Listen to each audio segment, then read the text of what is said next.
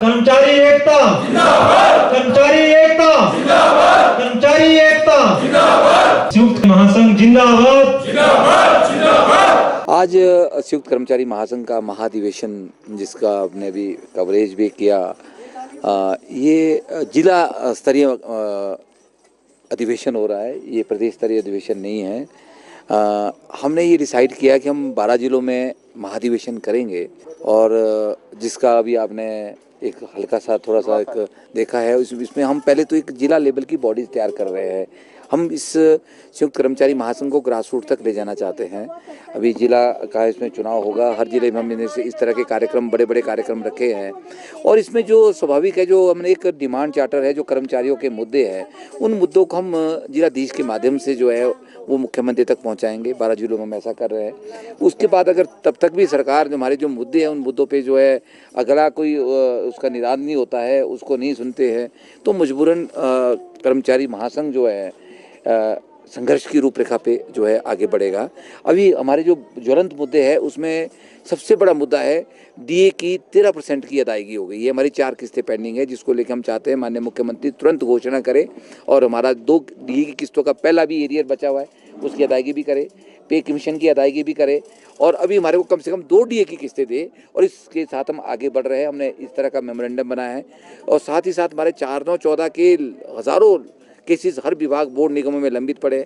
अब 2022 का भी छठा वेतन लागू हुआ है, इसमें जो है 4-9-14 को ख़त्म कर दिया गया है और बहुत से विभागों में ओपीएस लागू नहीं की गई है, जिसमें सबसे बड़ा ज्वलंत उदाहरण हमारा बिजली बोर्ड है, जो सशक्त संगठन हमारे पास है और जिनमें की गई है उसमें भी यूपीएस की तरफ सरकार आगे बढ़ रही है, उसमें भी हमारा विरोध है। और कॉन्ट्रैक्ट की रेगुलेशन पहले 2 बार होती थी, अब 1 बार कर दी, वो भी अभी तक उसमें कोई हलचल आगे नहीं हुई।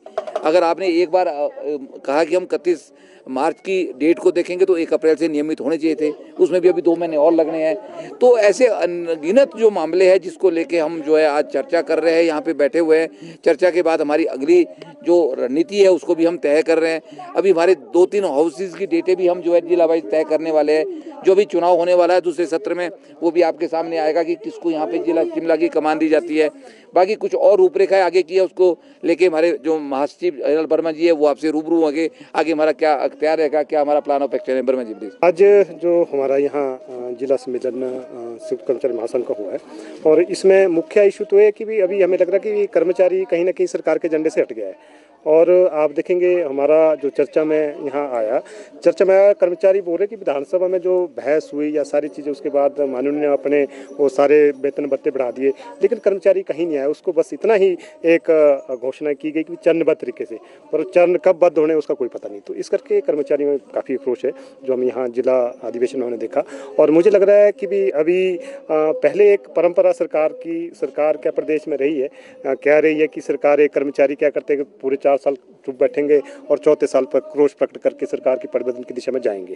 और उसका मुझे लग रहा है कि वो आपने पीछे हमने परिवर्तन करके देखा तो परिवर्तन में जो सरकार है वो उनके कामकाज में कोई विशेष अंतर नहीं आया। तो मुझे लग रहा है कर्मचारी अभी सोच रहा है कि जब वो सरकार जो सत्ता में है उसके होते हुए कुछ हमने हासिल कर लिया तो मिल गया, नहीं तो ये बोले जी परिवर्तन के बाद देखेंगे या वो चीज़ें। तो आज तो इस करके अभी सरकार का 3 साल है या 3.25 साल है, इस करके हमने फैसला लिया है कि हम सरकार के ऊपर दबाव डालेंगे। जो हमें दिया है वो वित्तीय लाभ है या बाकी इशू है या आप कुछ यूपीएस यूनिफाइड पेंशन स्कीम लागू कर रहे हैं या इसके अलावा और भी आपने कॉन्ट्रैक्चुअल जो सर्विस कमीशन का बिल लाया है और तमाम जो कर्मचारी के अगेंस्ट आपने जो फैसले लिए हैं उनको रिव्यू करने की मांग कर रहे हैं और जो वित्तीय लाभ पेंडिंग है उनको मांग रहे हैं। और साथ में जहां आपकी ओपीएस लागू नहीं हुए जिन विभागों में, वो आपका एमसी है या बिजली बोर्ड है या और भी जिला जहां नहीं हुए वहां पुरानी पेंशन लागू कीजिए। इन तमाम मुद्दों को लेकर मंथन किया जा रहा है और स्वाभाविक है इस तरह की अधिवेशन पूरे प्रदेश के जिलों में किए जाएंगे और जो भी कर्मचारी वहां से फैसला करेंगे उस रणनीति में आगे बढ़ेंगे। लेकिन सरकार के ऊपर उन्होंने जो कमिटमेंट की है या उनकी जो जिम्मेदारी है कर्मचारियों के प्रति,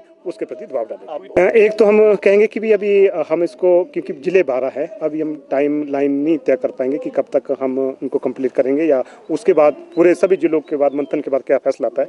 लेकिन इतना जरूर हम जल्दी से जिलों में अधिवेशन में जाएंगे, कोशिश करेंगे कि हम 3 महीनों में जिलों के अधिवेशन खत्म कर लेंगे।